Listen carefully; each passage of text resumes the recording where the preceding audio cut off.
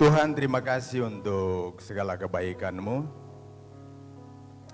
Terima kasih buat anugerah-Mu, terima kasih buat kasih setia-Mu, terima kasih buat kemurahan dalam hidup kami. Itulah nyanyian iman kami, nyanyian ucapan syukur kami. Kami mengucap syukur dan terima kasih Tuhan untuk pagi hari ini.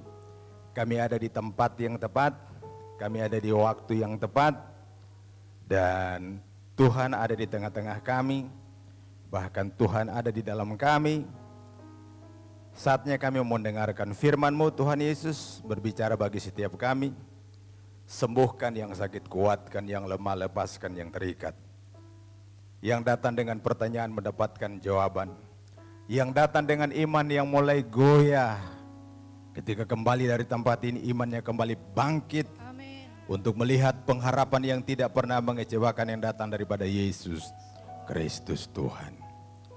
Kami sambut firman-Mu yang hidup dengan ucapan syukur dalam nama Yesus. Haleluya. Amin. Silakan duduk Bapak dan Ibu saudaraku.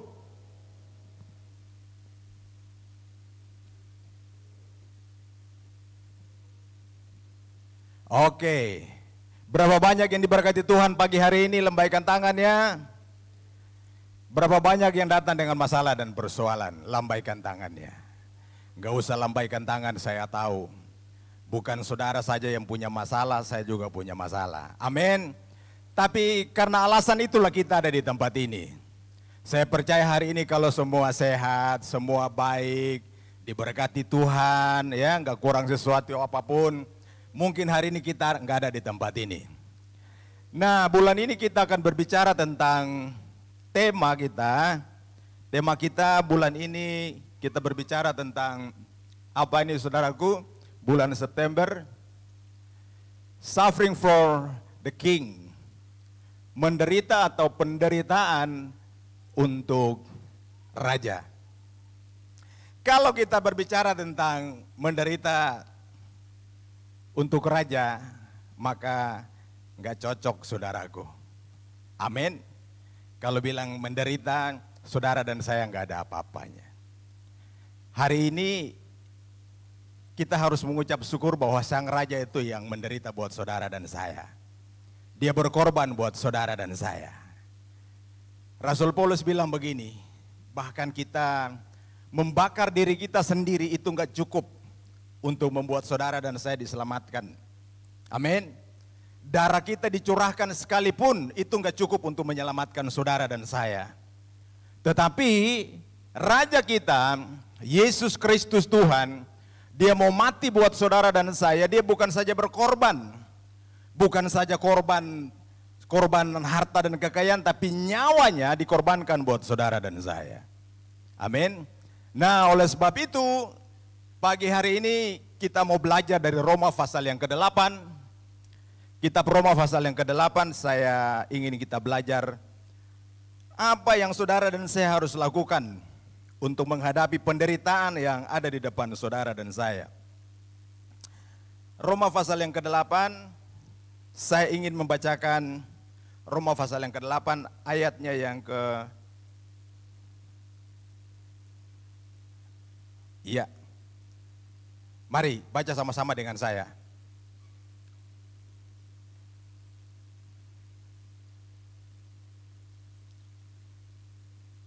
Oke.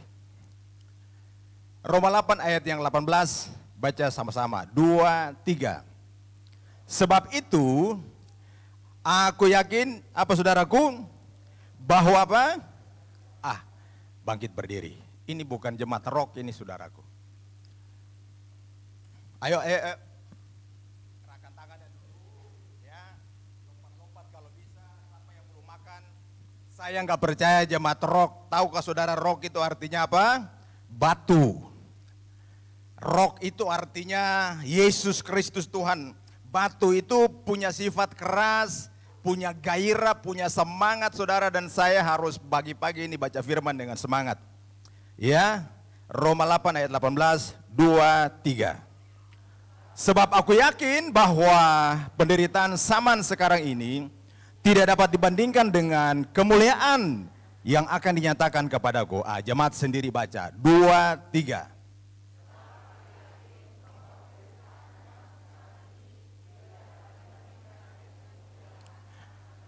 Nah, lihat saya ke depan.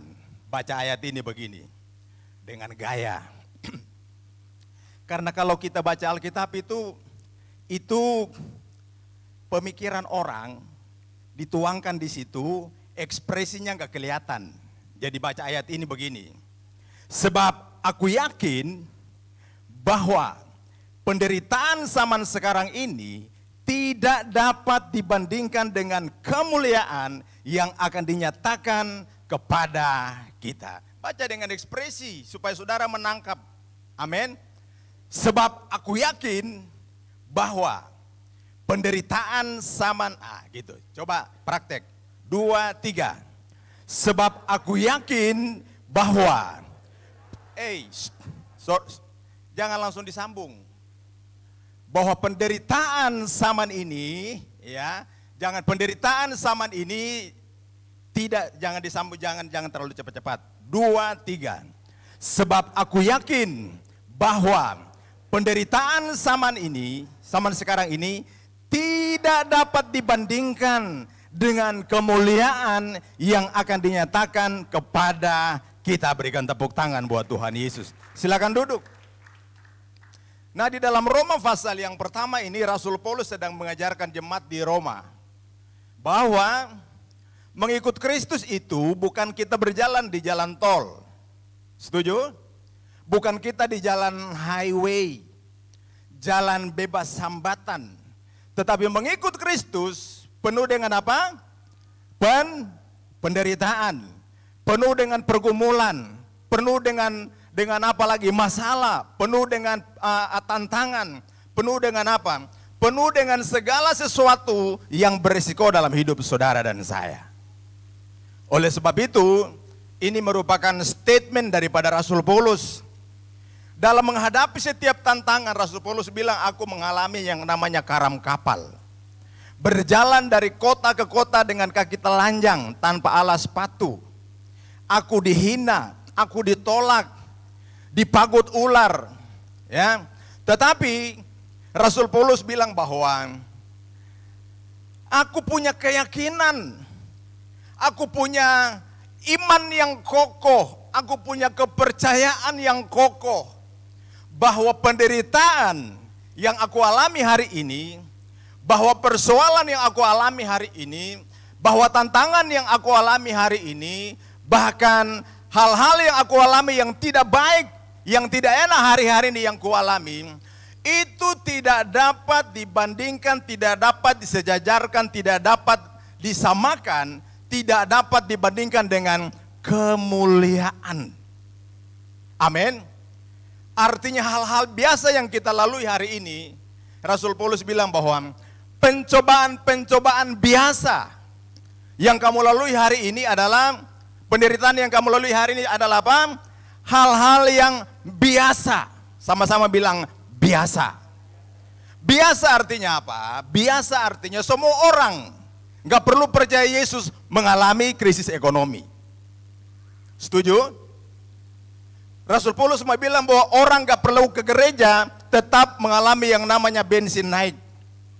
Oleh sebab itu Paulus bilang begini, kalau hal-hal yang ini orang lain juga mengalaminya, itu merupakan sesuatu yang biasa, normal.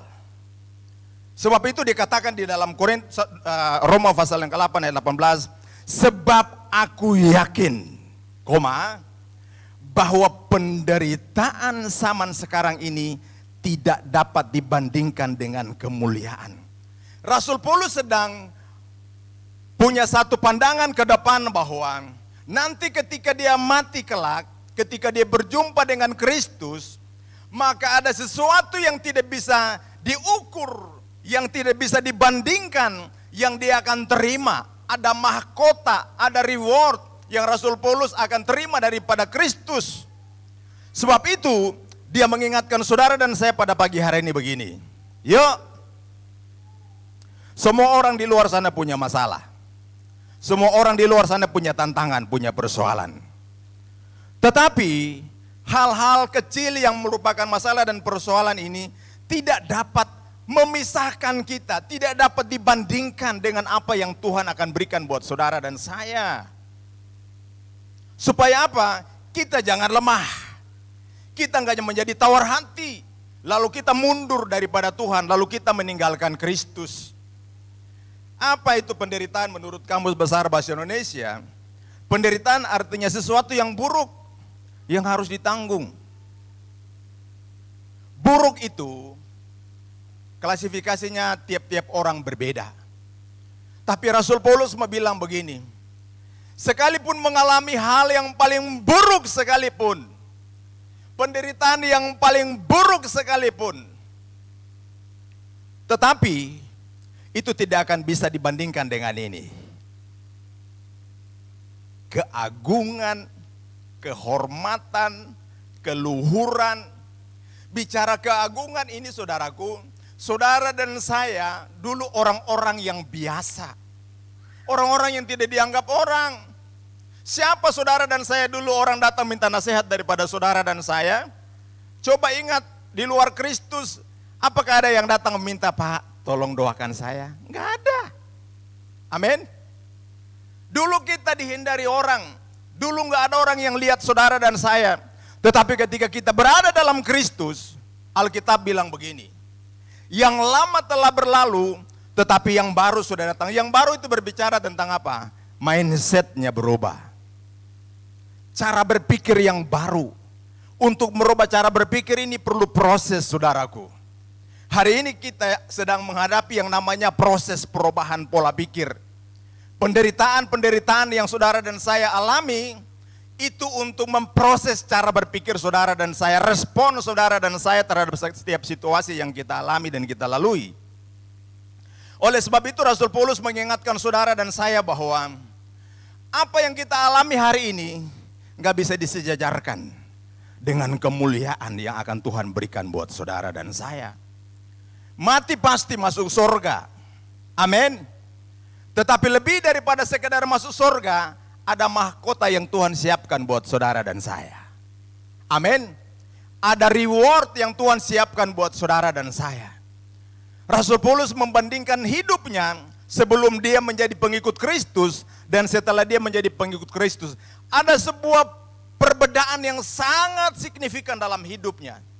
Bagaimana dulu dia sebagai seorang ahli, orang Farisi, ahli kitab yang menerjemahkan dan melakukan hukum Taurat secara letterlek, ketika dia berjumpa dengan Kristus, harusnya dia itu dihukum mati. Tetapi karena anugerah Tuhan, dia menerima kasih karunia. Dia menerima yang namanya grace, dia menerimanya pengampunan. Oleh sebab itu, dia menceritakan buat saudara dan saya pada pagi hari ini bahwa penderitaan yang kita alami bersama dengan Kristus itu tidak bisa disejajarkan dengan kemuliaan yang nanti Tuhan akan berikan buat saudara dan saya. Bukan saja nanti waktu kita mati ketemu Yesus di sorga, bukan. Selama kita hidup di bawah kolong langit ini, Tuhan akan melakukan ini buat saudara dan saya. Amin. Amin saudaraku. Kita bisa dipakai untuk mendoakan orang lain.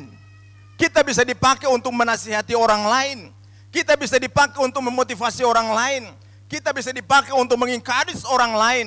Kita bisa dipakai untuk menuntun orang lain daripada kegelapan kepada terang. Saudara, itu adalah kehormatan buat saudara dan saya. Orang bisa datang minta doa buat saudara dan saya, bukan kita hebat. Tapi itu sebuah kehormatan yang Tuhan berikan buat saudara dan saya. Kalau kamu ikut aku, Yesus bilang begini, kalau kamu ikut aku, kamu akan dikasihi oleh manusia dan Bapa di surga. Amin. Amin saudaraku. Oleh sebab itu mari pada pagi hari ini, mari kita lihat ada beberapa hal yang saudara dan saya perlu belajar. Supaya bagaimana caranya kita bisa menghadapi penderitaan bersama Kristus. Bagaimana caranya kita bisa survive. Bagaimana caranya iman kita tetap teguh. Untuk apa saudaraku kita menggenapi tema ini. Sebab nanti masuk bulan Oktober, temanya sudah berbeda lagi. Glorify the King. Segala kemuliaan akan Tuhan berikan buat saudara dan saya. Lalu nanti kita menutup tahun ini dengan bulan November kita mulai mempermuliakan nama Tuhan di dalam apa? Keluarga. Lalu kita akan mempermuliakan nama Tuhan di dalam apa nih? Di dalam gereja. Artinya begini, hari ini mari kita belajar bahwa Tuhan itu punya rencana yang luar biasa buat saudara dan saya. Akhir tahun, bawa jiwa datang kepada Kristus, bawa jiwa datang ke gereja. Tapi orang harus lihat ini terjadi dalam hidup saudara dan saya. Dimulai dari mana? Diri sendiri. Lalu yang kedua, keluarga. Yang ketiga, di gereja. Oke, mari kita belajar pada pagi hari ini. Apa saja yang saudara dan saya harus belajar dan kita harus bersikap bagaimana caranya untuk kita bisa menghadapi yang namanya penderitaan. Roma pasal yang ke-8 ayatnya yang pertama. Tolong ini kok lama ya. Oke. Yang pertama untuk saudara dan saya bergairah dalam menghadapi setiap penderitaan. Baca sama-sama dengan saya. Yang pertama, kita harus mengerti bahwa di dalam Kristus tidak ada lagi penghukuman. Amin. Tidak ada penghukuman di dalam Kristus. Roma 8 ayat yang pertama. Baca sama-sama dengan saya. 2, 3. Demikianlah sekarang tidak ada penghukuman bagi mereka yang ada di dalam Kristus Yesus. Roh yang memberi hidup telah memerdekakan kamu dari dalam apa? Kristus, dari hukum dosa dan apa? Hukum Taurat. Sebab apa yang tidak mungkin dilakukan hukum Taurat karena tak berdaya oleh daging, telah dilakukan oleh Allah dengan jalan apa? Mengutus anaknya sendiri dalam daging, yang serupa dengan daging, yang dikuasai dosa. Karena dosa, ia telah menjatuhkan hukuman atas dosa di dalam daging. Yang pertama yang saudara dan saya harus mengerti bahwa untuk menghadapi penderitaan, untuk membuat saudara dan saya tetap bergairah, tetap bersemangat, tetap bersukacita, bahwa di dalam Kristus tidak ada lagi penghakiman buat saudara dan saya. Katakan amin. Dosa adalah kejahatan extraordinary crime.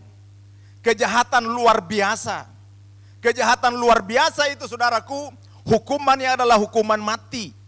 Dosa adalah pemberontakan terhadap institusi kerajaan Kristus yang sah. Kalau orang mau dihukum mati hari ini gampang. Coba-coba rubah dasar negara Republik Indonesia itu Pancasila dan Undang-Undang Dasar 1945. Lalu mendeklarasikan dirinya sebagai Presiden Republik Indonesia yang sah dan merubah tatanan maupun dasar daripada negara ini. Maka itu dinilai dan dianggap itu makar. Itu namanya pemberontakan. Hukuman untuk orang yang memberontak kepada kekuasaan yang sah, pemerintahan yang sah, hukumannya adalah dieksekusi mati. Verdi Sambo sedang menghadapi hukuman mati. Karena dia melakukan apa? Melakukan perbuatan extraordinary crime. Menghilangkan nyawa manusia. Melanggar hak asasi manusia. Dan hari ini, kalau bisa diputar-putar sedikit ya paling hukuman seumur hidup atau 20 tahun. Tapi hukuman untuk seorang pembunuh, seorang pemberontak adalah hukuman mati. Itulah yang Rasul Paulus sedang menerjemahkan buat saudara dan saya.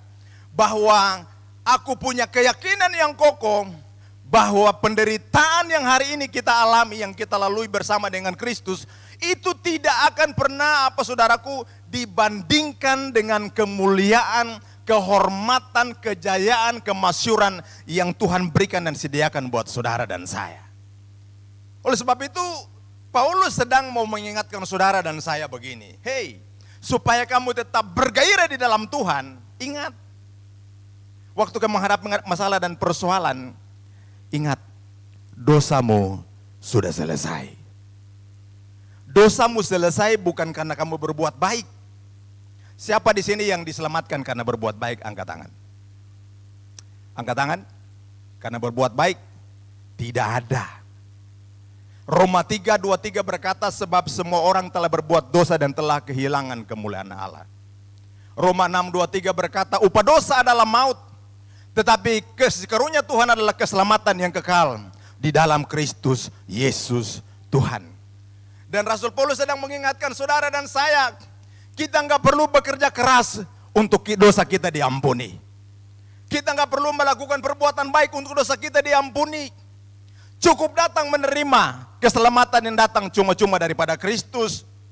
Kita nggak perlu menabur untuk kita diselamatkan, tidak perlu.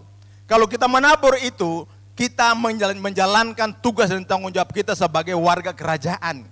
Gereja ini butuh uang untuk operasional. Gereja ini butuh dana. Oleh sebab itu waktu kita diselamatkan secara cuma-cuma, bagian saudara dan saya waktu kita berkomitmen di gereja ini, ayo menabur. Kembalikan persepuluhan. Ini minggu pertama. Siapa yang sudah mempersiapkan persepuluhannya? Angkat tangan. Wah, ini minggu pertama bukan? Betul ya? Di sini tidak ada perpuluhan. Siapa yang sudah mempersiapkan persepuluhannya?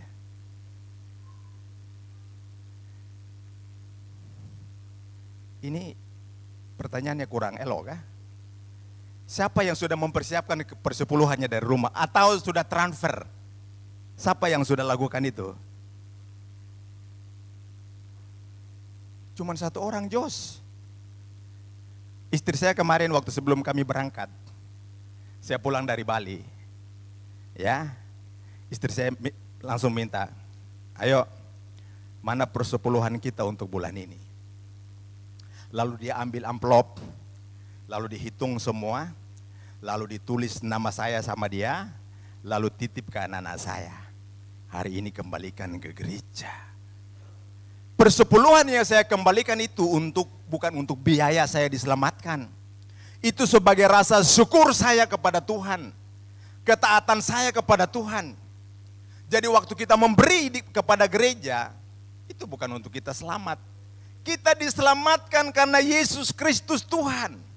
Dia telah mati buat saudara dan saya. Dia telah mengorbankan dirinya buat saudara dan saya. Darahnya dicurahkan buat saudara dan saya. Oleh sebab itu tadi saya bilang bahwa saudara, kita harus bersyukur. Gak perlu bawa kambing dan domba untuk dipersembahkan supaya dosa kita diampuni. Tidak perlu seperti itu. Tetapi Rasul Paulus mengingatkan saudara dan saya bahwa penderitaan yang kita alami hari ini tidak bisa dibandingkan dengan kemuliaan yang Tuhan sudah siapkan buat saudara dan saya. Oleh sebab itu untuk membuat saudara dan saya bergairah dan tetap semangat mengiring Kristus, ingat, tidak ada lagi penghukuman di dalam Yesus Kristus Tuhan. Yang kedua yang kita belajar pada pagi hari ini,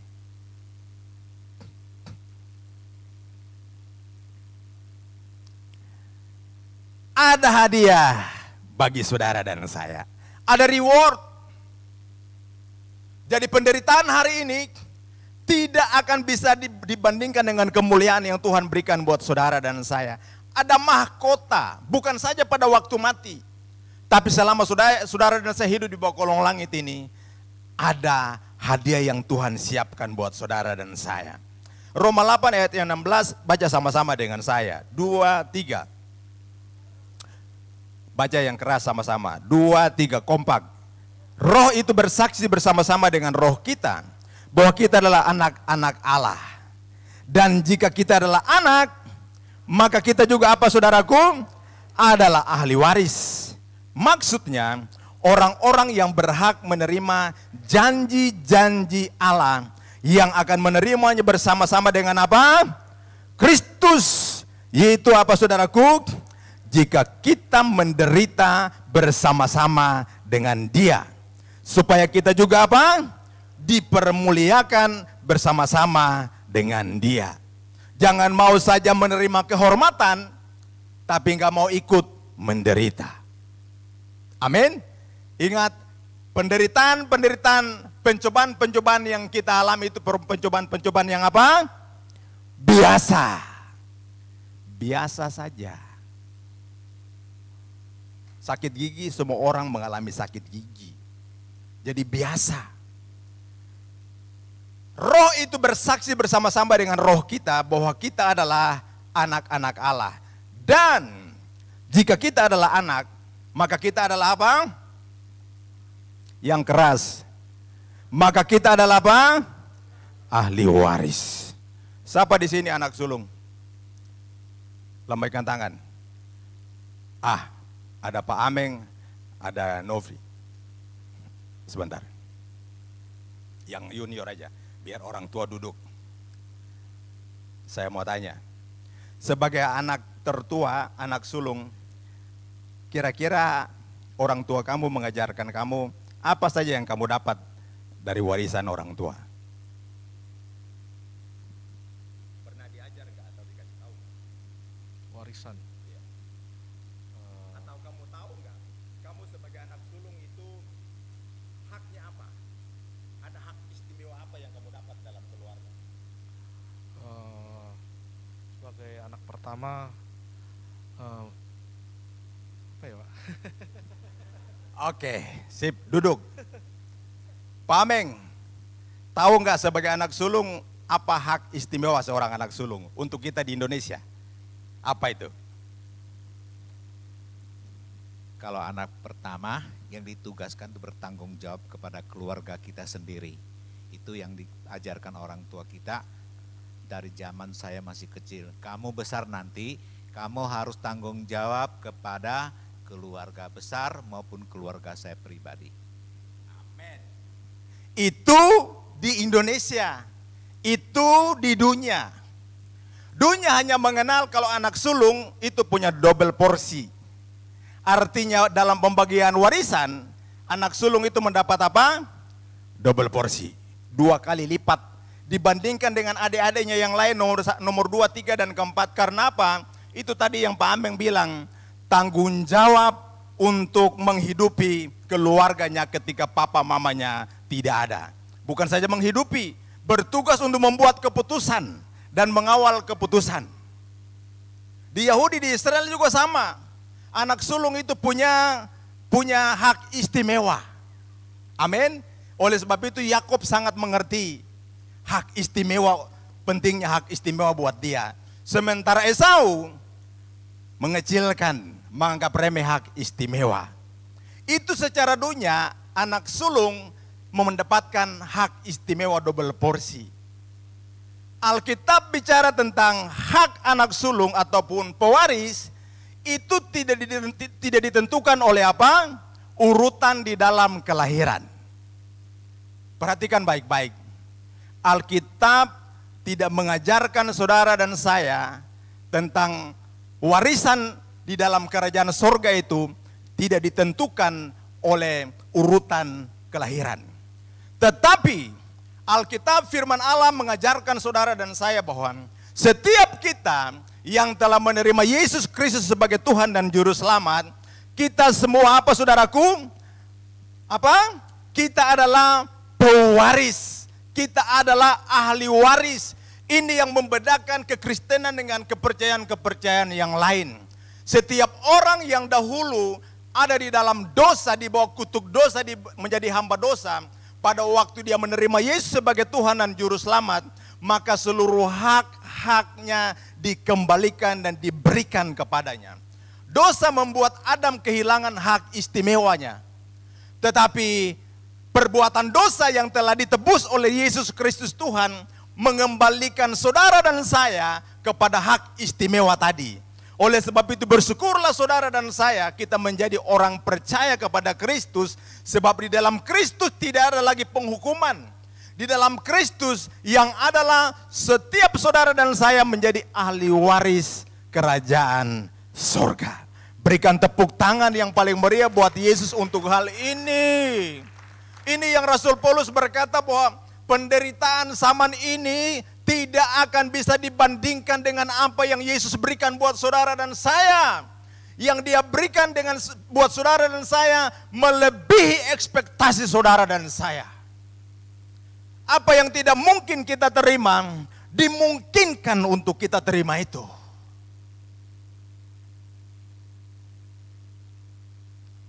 Oleh sebab itu kalau kita nggak bangga jadi orang Kristen, saya khawatir ketika ada aniaya di depan saudara dan saya, kita akan lari meninggalkan Kristus. Tapi waktu kita mengerti firman hari ini, bahwa penderitaan hari ini tidak akan dapat dibandingkan dengan kemuliaan yang Tuhan siapkan buat saudara dan saya. Saya dulu sebentar.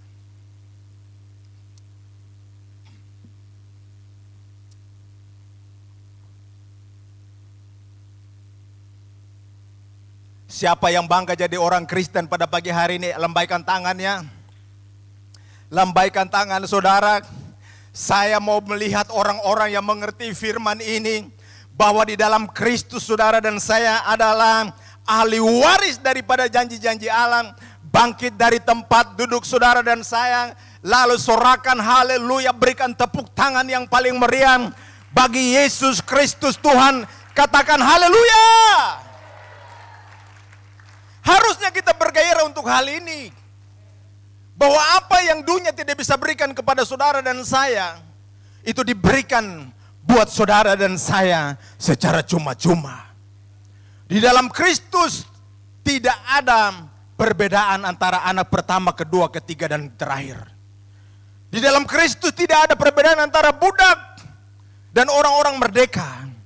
Di dalam Kristus yang ada, setiap saudara dan saya punya posisi yang sama di dalam Dia.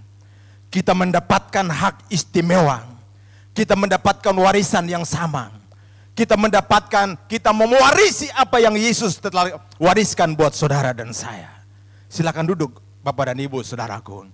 Itulah kenapa alasan Rasul Paulus berkata bahwa penderitaan zaman hari ini, persoalan-persoalan yang biasa yang kita alami hari ini, tidak akan bisa dibandingkan dengan apa yang Tuhan berikan buat saudara dan saya. Pikirkan sedikit, pikirkan baik-baik. Kita mewarisi segala harta kekayaan surga. Saya ini anak terakhir, laki-laki terakhir dalam keluarga, laki-laki ke-8, dan di bawah saya adik saya paling kecil perempuan. Jadi kakak saya yang pertama sudah meninggal. Sebelum dia meninggal, semua urusan tanggung jawab diberikan kepada kakak yang kedua. Nanti kalau saya sudah nggak ada, kamulah yang menjadi papa, kakak buat adik-adikmu. Yang kedua sudah meninggal, itu tongkat estafet terus berjalan. Tetapi ini berbeda. Mau anak sulung, mau anak paling bungsu, semua punya hak yang sama. Semua punya tanggung jawab yang sama di dalam Kristus, saudaraku. Oleh sebab itu, saya percaya kalau kita mengerti ini, kita pulang dengan sukacita. Kita pulang dengan kemerdekaan. Kita pulang dengan cara pandang yang berbeda. Sebab di dalam Kristus tidak ada lagi perhambaan. Di dalam Kristus tidak ada lagi penghukuman. Di dalam Kristus setiap orang laki-laki maupun perempuan, kita punya status yang sama. Kita adalah ahli waris tahta kerajaan surga. Apa yang Yesus alami, saudara dan saya akan alami. Yesus mengalami penderitaan, kita akan mengalami itu. Tetapi di balik penderitaan ada kemuliaan. Haleluya. Yang ketiga, Rasul Paulus ingin mengingatkan saudara dan saya untuk kita bisa menghadapi penderitaan dengan sukacita. Kita menghadapi penderitaan dengan wajah yang terangkat. Supaya kita bisa menang di dalam setiap perlombaan ini. Yang ketiga, semua orang sedang menonton kita. Roma 8 ayat yang ke-20, baca sama-sama dengan saya. 2, 3. Karena seluruh makhluk telah ditaklukkan kepada kesia-siaan. Bukan oleh kehendak sendiri, tetapi oleh kehendak Dia yang telah apa saudaraku? Menaklukkannya. Tetapi dalam pengharapan kamu, baca ulang sekali lagi, 21, 3. Tetapi dalam pengharapan, karena makhluk itu sendiri juga akan apa? Dimerdekakan dari perbudakan kebinasan dan makhluk dan masuk ke dalam apa? Kemerdekaan kemuliaan anak-anak Allah. Lalu ayat yang ke-22. Sebab kita tahu bahwa sampai sekarang segala makhluk sama-sama apa saudaraku? Mengeluh dan sama-sama merasa apa? Sakit bersalin. Perhatikan saudaraku, ayat yang ke-20 bilang begini. Karena seluruh makhluk telah ditaklukkan kepada kesia-siaan, bukan oleh kehendak sendiri, tetapi oleh kehendak Dia yang telah menaklukkannya. Tetapi dalam pengharapan, karena makhluk itu sendiri juga akan dimerdekakan dari perbudakan kebinasaan dan masuk ke dalam kemerdekaan kemuliaan anak-anak Allah. Sebab kita tahu bahwa sampai sekarang segala makhluk sama-sama mengeluh, apa saudaraku, dan merasa apa? Sakit bersalin.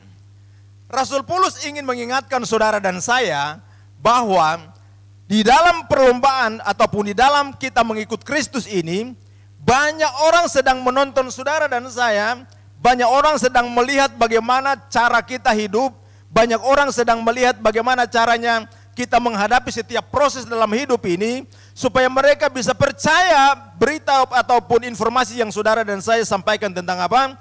Tentang siapa itu Yesus Kristus Tuhan. Oleh sebab itu, Paulus mau berbicara begini.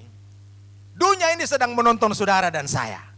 Bagaimana kita bisa survive di dalam masalah dan persoalan. Amin. Ketika kita dalam penderitaan, apa yang orang mau lihat dari saudara dan saya? Orang sedang menonton. Mereka memasang bukan saja teleskop. Mereka sedang melihat saudara dan saya dengan kaca pembesar. Aha, ini warga kerajaan kah? Orang Kristen kah? Orang Kristen rock suka jadi kah?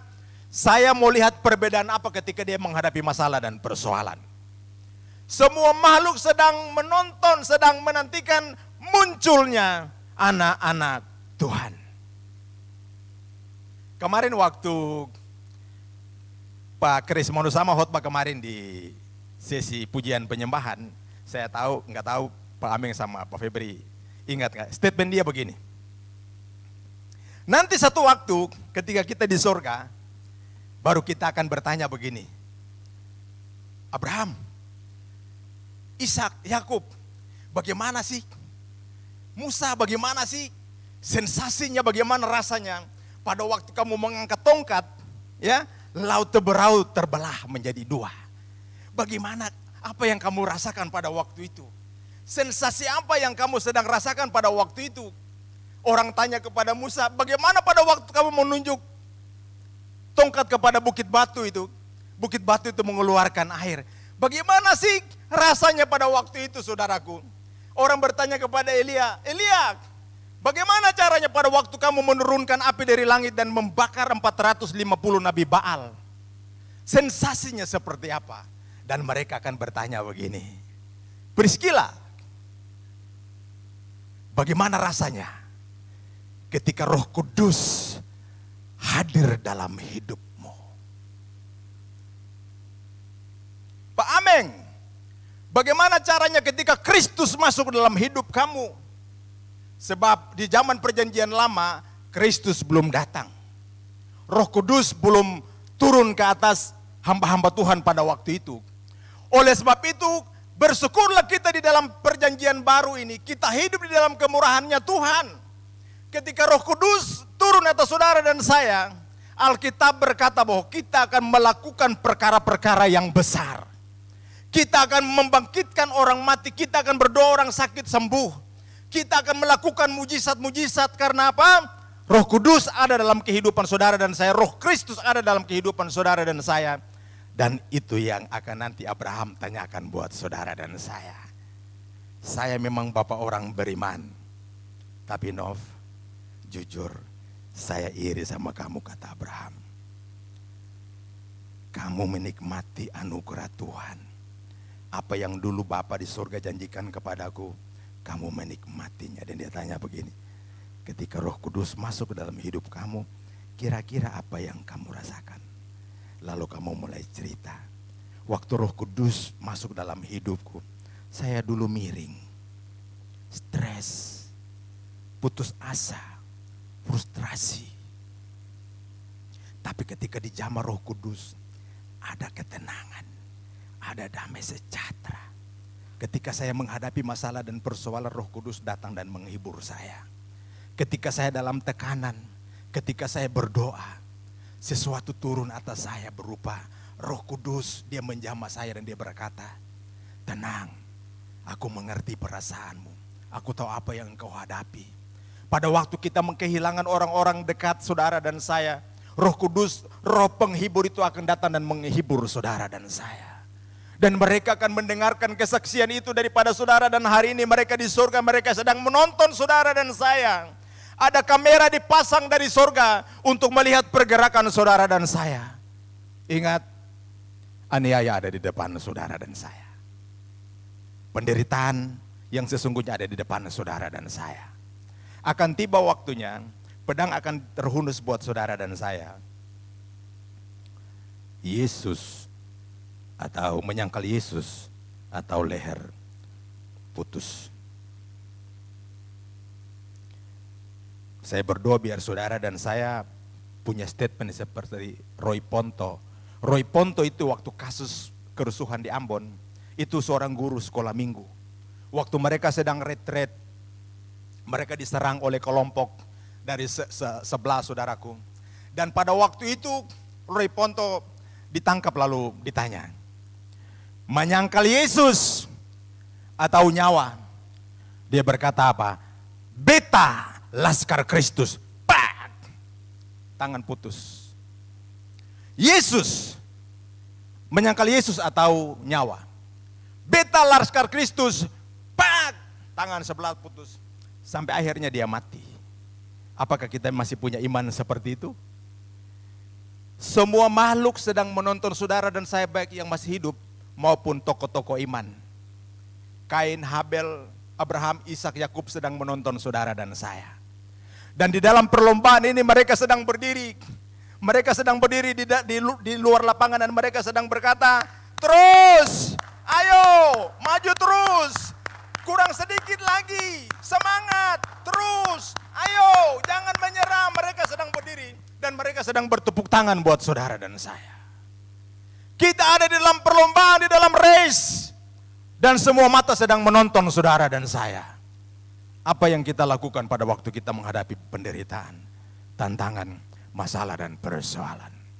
Kalau kita tahu bahwa apa yang kita lakukan itu ditiru oleh istri dan anak-anak kita, saya percaya bahwa saudara dan saya nggak akan melakukan hal-hal yang buruk, yang gampang ditiru putra-putri saudara dan saya. Kalau kita sadar bahwa orang-orang yang dekat dengan saudara dan saya menonton saudara dan saya dan mereka copy paste apa yang saudara dan saya lakukan, maka saudara dan saya nggak akan pernah mengotori mulut saudara dan saya dengan kata-kata yang berbau rasis, kata-kata hinaan. Tetapi mereka mau menonton saudara dan saya pada waktu kita mengalami sesuatu yang tidak enak. Bisa adakah ucapan syukur keluar dari mulut saudara dan saya? Adakah pengampunan keluar dari mulut saudara dan saya? Adakah penerimaan yang seperti yang kita terima daripada Kristus bisa kita lakukan kepada mereka? Dan itu akan mereka berkata, aku mau ikut Yesusmu karena aku lihat Yesus hidup dalam hidupmu. Semua orang sedang menonton saudara dan saya. Istri kita, anak-anak kita sedang menonton kita. Oleh sebab itu, Paulus mau berbicara buat saudara dan saya hari ini.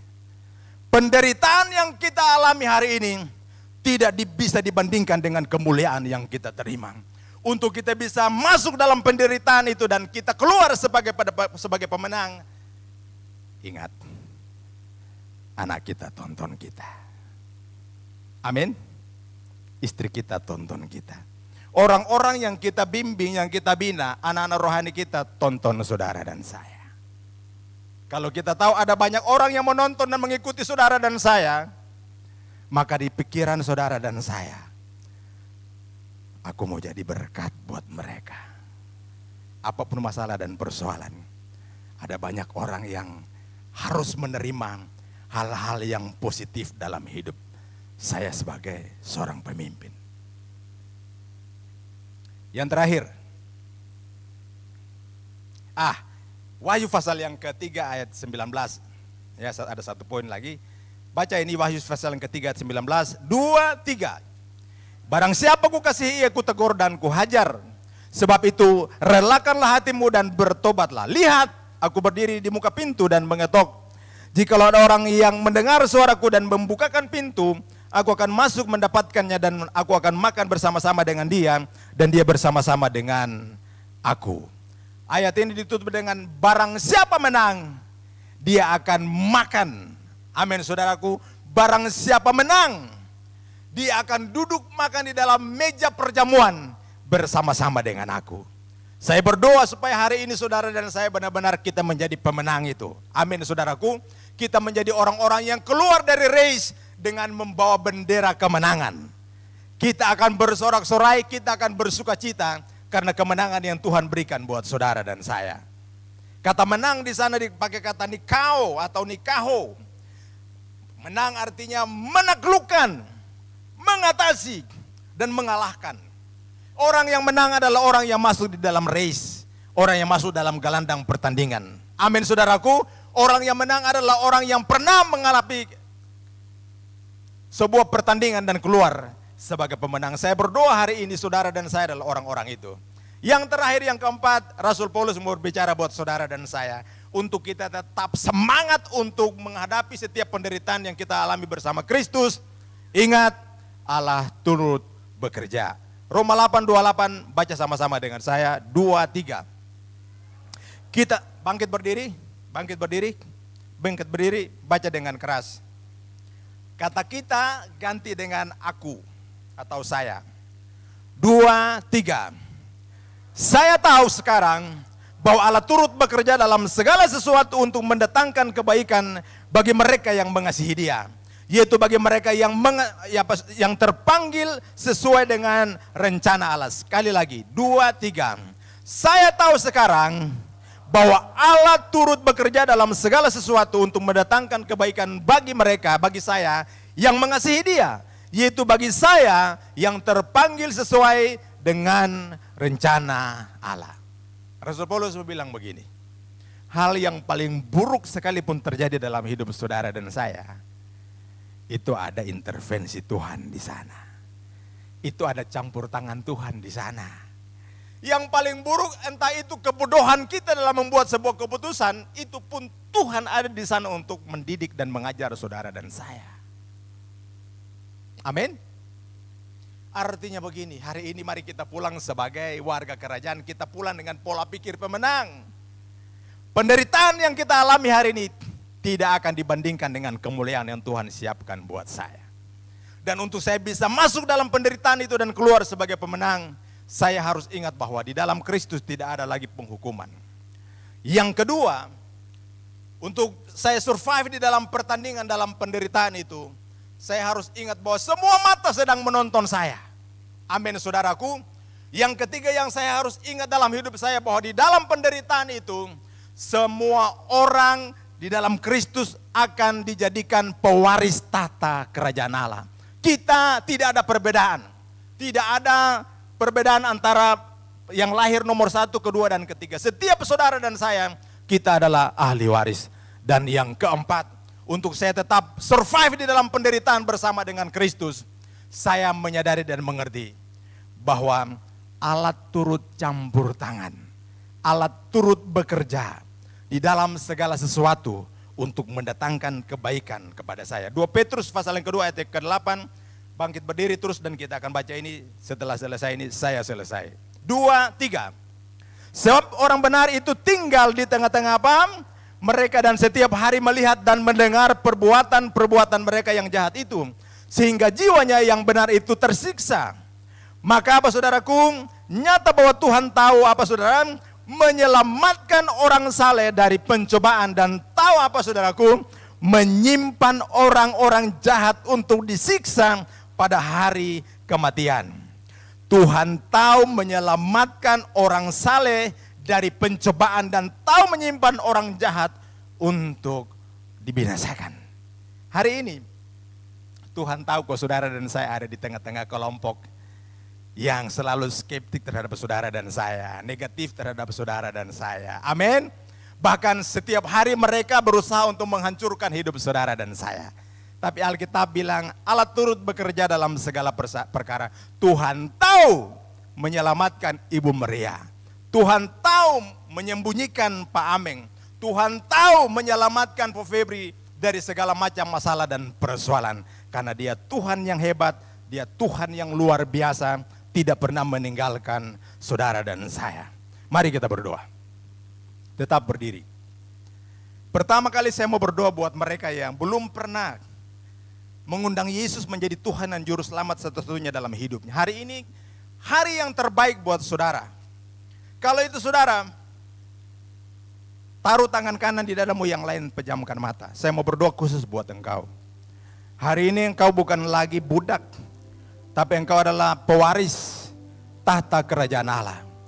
Kalau itu saudara, taruh tangan kanan di dadamu. Baik, yang taruh tangan kanan di dadanya, doa ikut saya. Ini saya mau berdoa buat mereka yang belum pernah menerima Yesus sebagai Tuhan dan Juru Selamat. Doa ikut saya, bilang, Tuhan Yesus, saya orang berdosa. Dosa saya banyak. Hari ini kalau saya mati di luar Kristus, saya pasti ke neraka. Tapi ada kabar baik hari ini buat saya. Yesus mati bagi saya dan telah menembus saya daripada kutuk dosa. Oleh sebab itu hari ini saya membuka hati saya. Saya mengundang Tuhan Yesus masuk dalam hati saya, jadilah Tuhan. Jadilah Juru Selamat satu-satunya dalam hidup saya. Berkuasa dan bertata dalam hidup saya hari ini. Saya percaya kalau saya dipanggil oleh Tuhan hari ini, saya pasti pulang ke sorga. Dan mulai hari ini, doa ikut saya. Saya adalah pewaris tahta kerajaan sorga. Saya adalah ahli waris. Saya bukan lagi budak, tapi saya adalah putra. Saya adalah anak Allah itu sendiri. Terima kasih Bapa yang baik untuk segala kebaikan. Terima kasih Tuhan Yesus. Bapa, hamba berdoa untuk umat-Mu yang datang pada pagi hari ini. Mereka yang datang dengan masalah dan persoalan. Mereka yang datang dengan tantangan dalam hidup. Biar firman-Mu hari ini menguatkan setiap kami. Bahwa penderitaan yang kami alami hari ini, pencobaan-pencobaan yang kami lalui, yang kami alami adalah pencobaan-pencobaan biasa yang tidak pernah melampaui kekuatan kami. Pada waktu Allah mencobai kami, Engkau sendiri akan memberikan kami kekuatan dan jalan keluar, sehingga kami keluar sebagai pemenang. Terima kasih Bapa. Kami tahu bahwa Engkau turut bekerja dalam segala perkara untuk mendatangkan kebaikan bagi kami. Kami pulang hari ini dengan wajah yang terangkat. Kami pulang dengan cara pandang yang berbeda. Kami pulang dengan hati yang baru. Kami pulang dengan sorak-sorai. Kami pulang dengan kemenangan. Karena Yesus Kristus Tuhan adalah jaminan kami. Sembuhkan yang sakit, kuatkan yang lemah, lepaskan yang terikat dalam nama Yesus. Terima kasih untuk segala kebaikan. Segala pujian, hormat, kemuliaan dan kuasa bagi Bapa di surga. Percaya diberkati Tuhan, sama-sama kita katakan amin. Amin. Tuhan Yesus memberkati saudara. Silakan duduk. Mari Pak Feb yang pimpin perjamuan, silakan.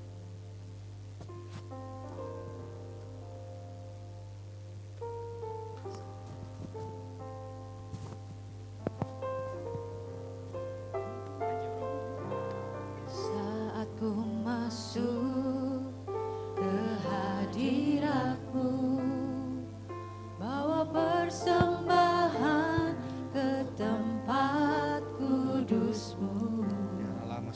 Pujian, ku naikkan, sembah ku berikan bagi-Mu Allah yang mulia. Kau layakkan ku menghampiri-Mu, melihat tata kemuliaan-Mu Tuhan. Pujian, ku naikkan, sembah ku berikan bagi-Mu Allah yang mulia. Mari kita bangkit berdiri. Oleh kuasa darah-Mu, Kau telah tebus dosaku. Kekudusan-Mu melingkupiku, kasih-Mu mengalir, memulihkan hidupku. Sungguh besar anugerah-Mu, Kau selamatkan hidupku. Ku menjadi ciptaan yang baru oleh kuasa darah-Mu. Mari musik dengan lembut saja. Tuhan, ini setiap kami Bapa. Kami tahu kami tidak mampu menghadapi segala pencobaan-pencobaan itu Tuhan. Tapi kami percaya Tuhan, Allah yang mati dan bangkit itu yang memampukan setiap kami Tuhan. Di hadapan kami ada tubuh dan darah-Mu Tuhan. Layakan setiap kami Bapa, untuk kami bisa sehidangan dengan Engkau Yesus sendiri ya Bapa. Kami tahu kami penuh dengan dosa, maka biarlah kami datang dengan hati yang hancur. Kami minta ampun segalanya ya Bapa. Ampuni segala dosa setiap kami Tuhan. Dan layakan setiap kami Bapa. Karena kami tahu Tuhan, firman-Mu itu ya dan amin. Engkau mati bagi setiap kami. Engkau menebus buat setiap kami. Di atas kayu salib itu Tuhan, Engkau telah membayar lunas bagi setiap kami Tuhan. Kami yang hina, kami dipulihkan. Kami dulu yang tidak ada apa-apanya Tuhan, tapi Engkau mengangkat setiap kami menjadi anak-anak-Mu ya Bapa. Ahli waris yang Kau sudah sediakan buat setiap kami Tuhan. Terima kasih Bapa. Terima kasih Tuhan. Terima kasih Bapa. Ini kami semua Tuhan. Mari kita pandang di setiap roti yang sudah dibagikan. Di situ ada firman Tuhan. Dan saya berdoa, biarlah kiranya firman ini juga yang meneguhkan, menguatkan buat setiap kita. Saya mendapat dalam Filipi 4 ayat yang pertama. Segala perkara dapat kutanggung di dalam Dia yang memberikan kekuatan kepadaku. Amin. Mari angkat. Roti melebihi kepala, tanda kita menghargai pengorbanan Kristus di atas kayu salib.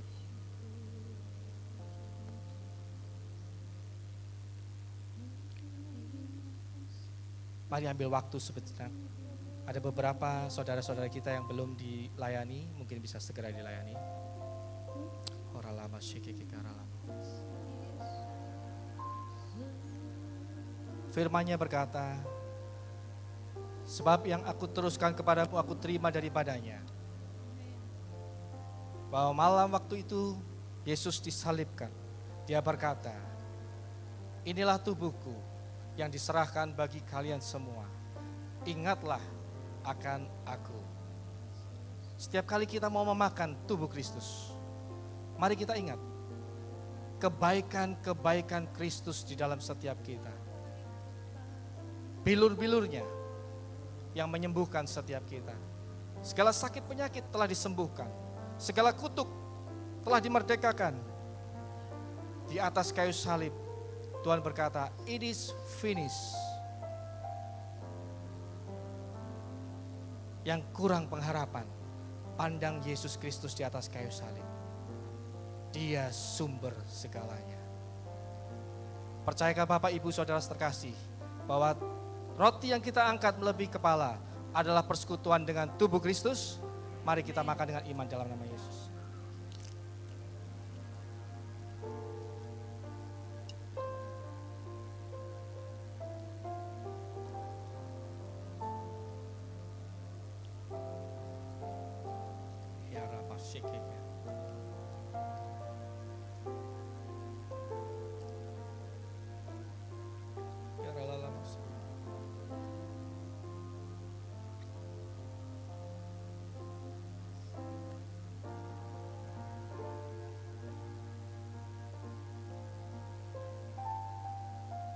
Setelah itu Yesus mengambil cawan anggur dan berkata, inilah darahku yang tertumpah buat setiap kita.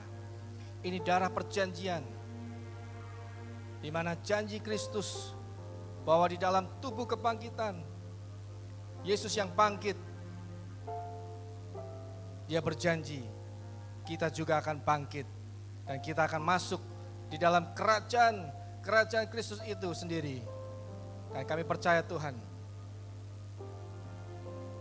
darah Kristus yang tercurah buat setiap kita memberikan kita kemenangan, memampukan kita berjalan di dalam kebenaran. Maka biarlah janji kita kepada Kristus, kalau kita mau dipermuliakan, kita juga siap menderita bagi Kristus. Di dalam penderitaan, Tuhan yang memampukan kita berjalan di dalam penderitaan-penderitaan sampai kita dimuliakan, sampai Tuhan Yesus datang kembali.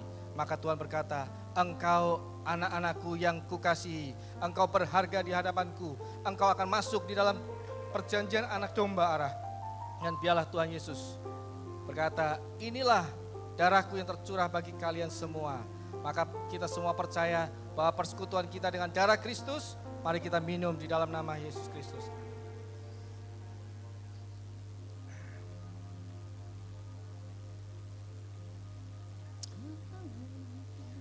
Terima kasih Tuhan. Oh haleluya. Bersyukur Tuhan, Kau sungguh baik Tuhan.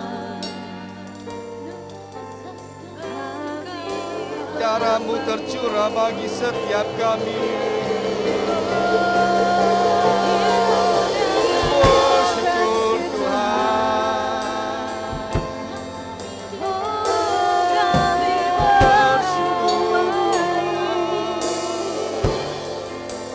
sebab anugerah-Mu sempurna bagi setiap kami.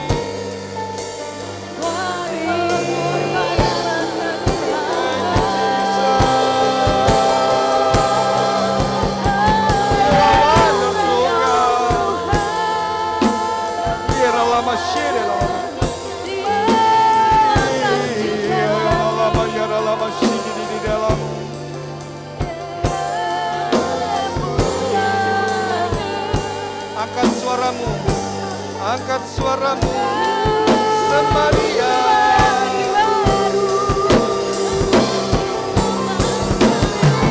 Yang layak menerima segala pujian.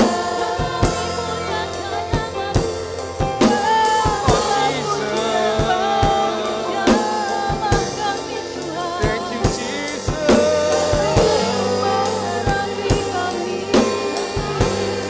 You are an awesome God. You are wonderful God.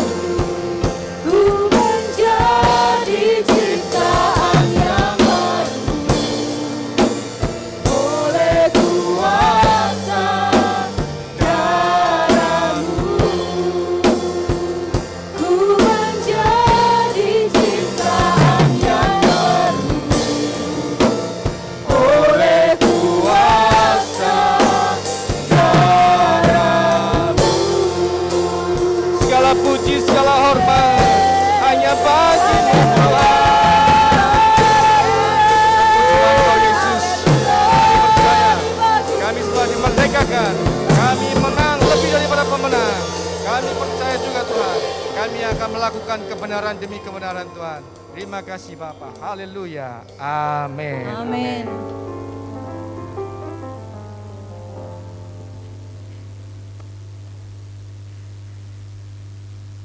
Shalom, selamat pagi menjelang siang. Terima kasih untuk Luki yang sudah memberikan firman, kita semua diberkati.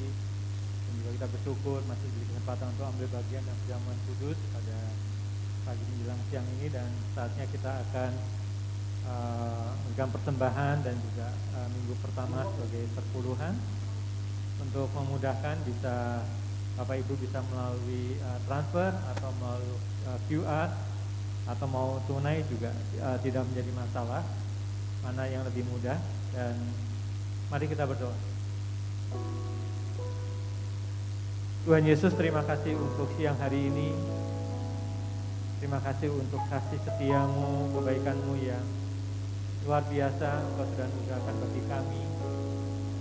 Selama 8 bulan Engkau yang sudah memelihara, menyertai segala pekerjaan, usaha kami. Bahkan kalau kami boleh ada hingga hari ini dalam keadaan sehat, dengan pekerjaan yang baik, usaha yang baik.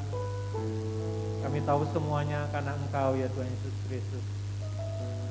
Dan juga kalau Engkau sudah memberkati kami sepanjang bulan Agustus juga, baik kami yang bekerja, baik kami yang berusaha, Engkau yang memberikan kepada kami berkat dan keuntungan.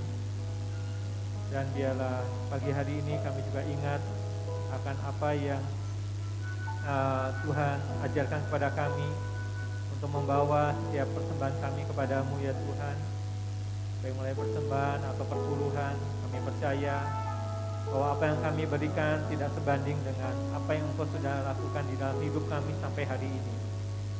Dan biarlah melalui persembahan ini kami dapat menopang pelayanan gereja ini Tuhan, untuk boleh semakin berkembang dalam menjangkau jiwa-jiwa ya Tuhan. Dan biarlah kami mau menabur bagi pekerjaan Tuhan di siang hari ini dengan penuh sukacita, karena kami tahu Engkau yang menjadi sumber berkat di dalam hidup kami. Hanya di dalam nama Tuhan Yesus kami berdoa. Amin. Amin.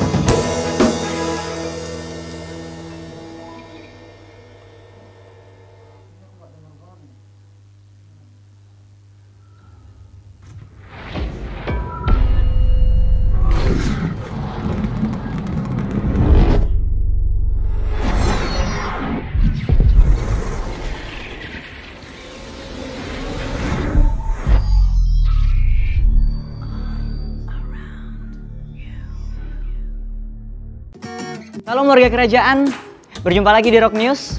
Berikut kegiatan gereja untuk minggu ini. Doa fajar dilakukan setiap hari Senin sampai Jumat pukul 5 pagi melalui Zoom. Bagi Bapak Ibu Saudara-saudari yang mau bergabung, dapat mengklik link yang ada di WhatsApp atau menghubungi sekretariat gereja.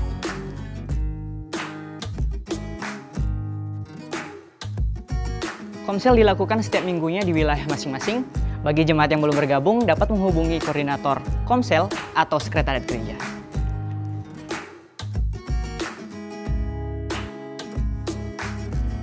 Teens dilakukan setiap hari Minggu pukul 10.30 di Rock Central Sukajadi. Bagi kamu yang masih berusia muda, come and join us.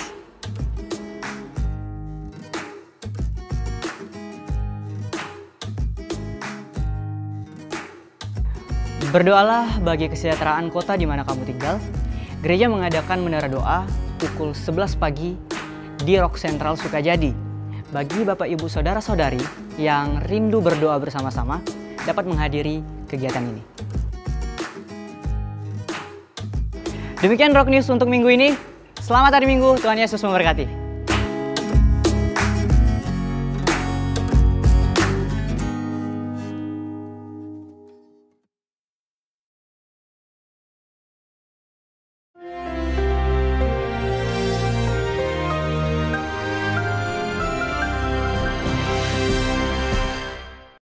Shalom warga kerajaan. Ada satu tema yang pasti tidak disukai oleh semua manusia, yaitu penderitaan. Padahal di dalam kitab Ibrani pasal kedua ayat 10 dikatakan bahwa Kristus disempurnakan dengan penderitaan. Kalau sekedar kena corona, harus pakai masker, harus divaksin, itu bukan penderitaan, saudara ya. Penderitaan di sini disebutkan adalah penganiayaan. Dan kita tahu setelah semua tanda-tanda itu terjadi, yaitu di mana ada kelaparan, ada gempa bumi di segala tempat. Baru kemarin ketika direkam ini, ada gempa bumi bersama-sama di Padang dan di Bali. Dan itu semua cuma wake up alarm buat kita semua. Sebab firman Tuhan mengatakan setelah semuanya itu ada peperangan, saling membunuh, dan kelaparan, dan semua yang disebutkan tadi, katastrofi itu, akan ada penganiayaan. Kamu akan diserahkan kepada penguasa-penguasa. Kamu akan diadili di mahkamah-mahkamah agama. Tapi itu adalah PHK. Penganiayaan hadirkan kesempatan. Saya ulangi sekali lagi. PHK, penganiayaan hadirnya kesempatan. Dan tidak usah kamu berpikir apa yang akan kamu jawab. Ya, bagi pengikut Kristus itu saya biasa. Saya tidak usah cerita di sini. Sejak 40 tahun yang lalu saya mengalami saudaraku fitnah, aniaya, ancaman, intimidasi berulang-ulang dalam hidup saya. Tapi saya mengerti satu hal. Pertama-tama ketika Nabi Musa meninggalkan Mesir tanpa takut, dia menganggap penderitaan karena Kristus, menganggap penderitaan karena Kristus lebih dari seluruh kekayaan Mesir. Dia bisa jadi Firaun berikutnya. Dia memilih sengsara bersama umat Tuhan. Sebab dia singkatkan, kamu adalah orang Israel, orang Ibrani, the man from the other side, yang punya perjanjian dengan Abraham. Dan Tuhan berkata, tidak usah kamu pikirkan. Pada saat itu, aku memberikan kepadamu a mouth and a wisdom. Di dalam Kisah Rasul pasal ke-7, kita melihat bagaimana Stefanus ketika declaring God's mandate, dia terangkan mulai daripada saudaraku, dari Musa, David sampai kepada Kristus, dan yang mendengarnya tertusuk hatinya, dan dia dirajam batu jadi martir yang pertama. Tetapi dia melihat ke atas dan dia melihat Kristus siap berdiri, siap menyambut dia. Kristus berdiri itu untuk menghancurkan orang yang menganiaya dia. Dia bilang, Tuhan, jangan tanggungkan atas mereka. Dengan berkata demikian, dia menyerahkan nyawanya. Luar biasa. Penganiayaan itu sesuatu yang normal buat pengikut Kristus. Kamu akan dibully, kamu akan dihina, paling sedikit dipersulit, paling sedikit mengalami ancaman, intimidasi. Tetapi juga akan tiba waktunya orang yang membunuh kamu mengira mereka berbuat bakti bagi Allah. Mengenai suffering for Christ, 1 Petrus 2:20 mengatakan bahwa kita mendapatkan kasih karunia, multiplied grace kan. Kasih karunia bukan cuma untuk diselamatkan, bukan cuma untuk diberkati, but to suffer for His name. Dalam Kisah Rasul pasal 4, ketika Petrus dan Yohanes, mereka ditahan, dianiaya, disesah, karena ada orang lumpuh dari lahir, melompat dan berdiri, berjingkrak-jingkrak memuji Tuhan. Dan dia berkata, karena orang itu sembuh, kami dianiaya gak apa-apa. Mereka keluar bersuka cita. Sebab mereka dianggap yaitu layak menderita karena nama Kristus. Renungkan ini. Sebab salib itu sekarang jadi hiasan. Salib itu adalah alat penganiayaan paling keji di dunia. Dan itu sudah ditanggung oleh Kristus. God bless you warga kerajaan. Shalom semuanya. Shalom. Terima kasih Pak Doki untuk firman-Nya. Ya. Belum kita doa syafaat. Oke, firman-Nya hari ini disimpulkan dalam satu pantun. Ada buah manggis, buah durian. Kalau makannya harus dibelah. Ada penderitaan, ada kemuliaan. Setelah menderita kita akan menerima janji Allah. Amin. Kita satu dalam doa. Bapa yang di surga, terima kasih Tuhan untuk siang hari ini Tuhan. Kau berikan kesempatan bagi kami Tuhan untuk berdoa Tuhan. Kami percaya Tuhan, kami akan menjadi dampak bagi bangsa kami, bagi kota kami Tuhan, melalui doa-doa kami Tuhan. Saat ini Tuhan kami berdoa buat bangsa negara kami ini Tuhan. Kami percaya Engkau sudah pilih, Engkau sudah turunkan para pemimpin yang Engkau berkati Tuhan. Biarlah mereka memimpin dengan takut akan Engkau Tuhan. Bila hikmat bijaksana yang daripadamu Tuhan, itu yang terjadi Tuhan. Kami percaya Tuhan bahwa segala kebijaksanaan, segala peraturan yang dikeluarkan itu untuk kebaikan kami semua Tuhan. Terima kasih Tuhan, kami percayakan Tuhan segala pemimpin kami dalam tangan-Mu Tuhan. Kau berikan kesehatan, kekuatan dan hikmat Tuhan. Terima kasih Tuhan, kami percaya bangsa ini Tuhan di dalam mata-Mu Tuhan. Engkau selalu memperhatikan bangsa ini Tuhan. Biarlah kemuliaan nama-Mu Tuhan selalu tercurah dalam bangsa ini Tuhan. Terima kasih untuk segala kekayaan yang kami dapatkan dalam bangsa negara kami ini Tuhan. Biarlah kami sebagai warga negara Tuhan, kami bisa mengelola dengan penuh bijaksana Tuhan. Terima kasih Tuhan. Kami juga berdoa Tuhan buat kota kami di mana kami tinggal saat ini Tuhan. Kami percayakan kota Batam ini dalam tangan-Mu Tuhan. Kau berkati kota ini Tuhan. Biarlah melalui segala doa-doa kami, segala apa yang kami lakukan di kota ini Tuhan, menjadikan kota ini Tuhan menjadi kesukaan-Mu Tuhan. Terima kasih Tuhan. Berkati kota ini selalu Tuhan, karena kami percaya Tuhan, kami terus bersyukur untuk kami bisa tinggal, kami bisa hidup, kami bisa mencari nafkah di kota ini Tuhan. Terima kasih Tuhan. Tak lupa kami juga berdoa buat gereja kami terkasih Tuhan. Kami percayakan Tuhan gereja ini dalam tangan-Mu Tuhan. Kau berkati segala pemimpin yang ada Tuhan, dari Bu Gembala Tuhan, dari penatua, semua Tuhan berkati Tuhan. Biarlah pertumbuhan iman kami dapatkan dalam gereja ini Tuhan. Biarlah kami terus melekat akan Engkau Tuhan. Berkati gereja ini selalu Tuhan. Kami percayakan Tuhan ke dalam tangan-Mu Tuhan. Kau mengasihi gereja ini Tuhan, dan kami percaya Tuhan, kami akan selalu bersatu, kami akan selalu bersyukur di hadapan-Mu Tuhan. Terima kasih, kami juga berdoa untuk segala pelayan yang ada Tuhan. Berkati mereka selalu Tuhan, berikan kekuatan, kesehatan juga Tuhan. Biarlah selalu ada roh yang menyala-nyala untuk melayani Engkau di tempat ini Tuhan. Terima kasih Tuhan, kami percayakan Tuhan, doa-doa kami ini di dalam tangan-Mu. Dalam nama Yesus, haleluya, amin.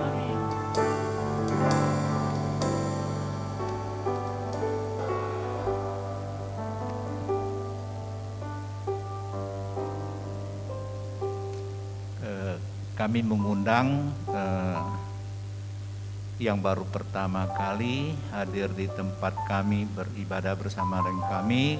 Kalau ada, kami mohon berdiri supaya kami mengenal. Terima kasih telah datang ke tempat kami. Haleluya. Luar biasa Tuhan. Terima kasih.